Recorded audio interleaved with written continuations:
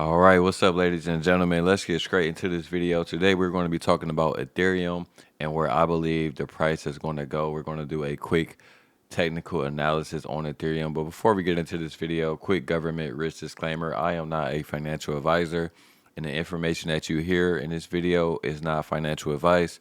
This video is purely intended for educational purposes only, to show you guys how I do technical analysis on my charts and technical analysis on Ethereum. So let's get straight into this video.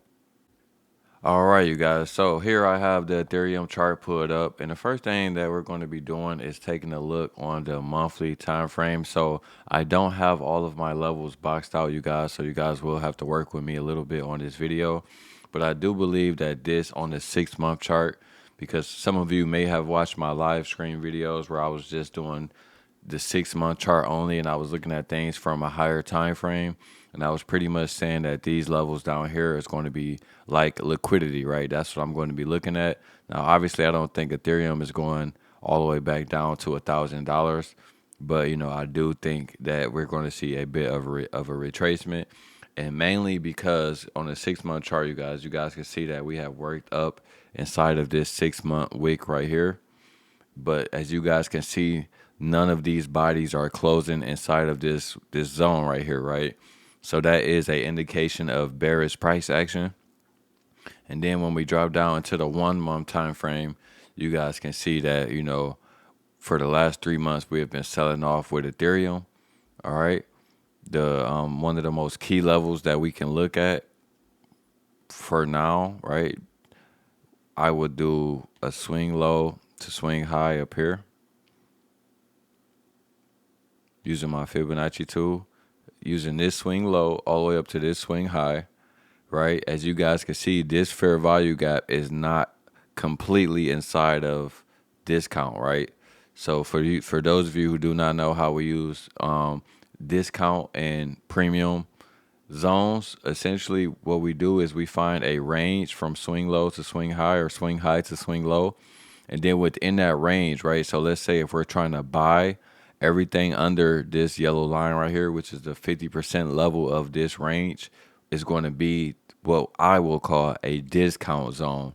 And everything above this 50%, this 50% range, everything above the 50% level of this range, right, is going to be premium. So if I'm looking to sell, I want to sell at a premium price, all right?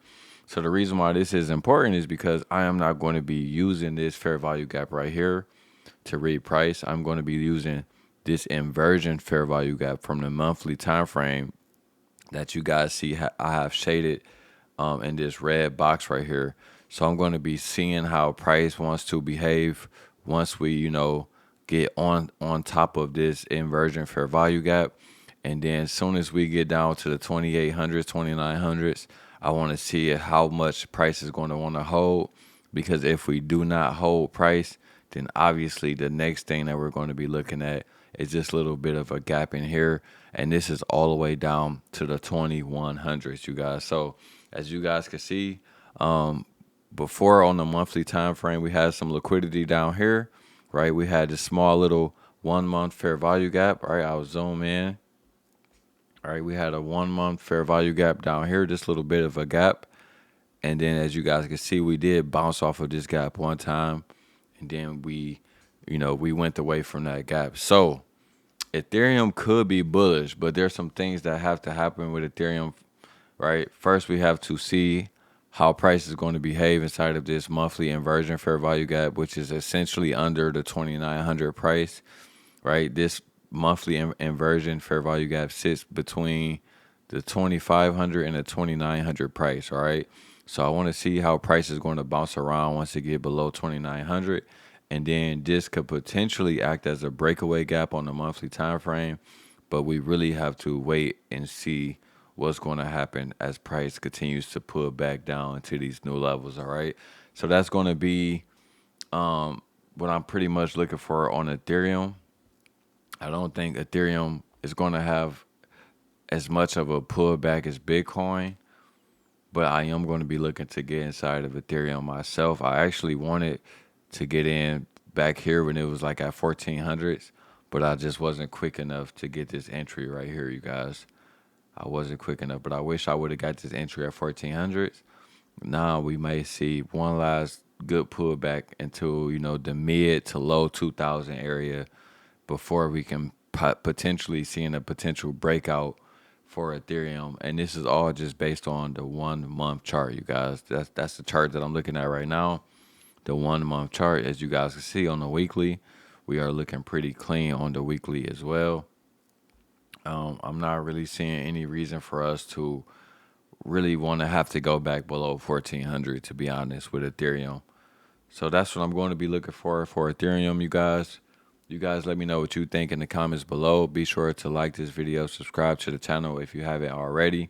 You guys know I'm going to be doing more technical analysis on crypto charts and stock charts. Pretty much anything that you guys want me to take a look at, I will be looking at it. You guys may know, we have been getting deeper and deeper into crypto. We caught Zcash when it was at $50, and we're going to be catching many other plays as well, you guys. So also be sure to use my code, which is code TRUCKEN, if you guys are going to go out there and use prop firms. There are prop firms now like E8 Markets that allow you guys to trade crypto with the prop firm as well. So if you guys are going to go check out my description below, and you guys want to support this channel, make sure to always use code TRUCKEN.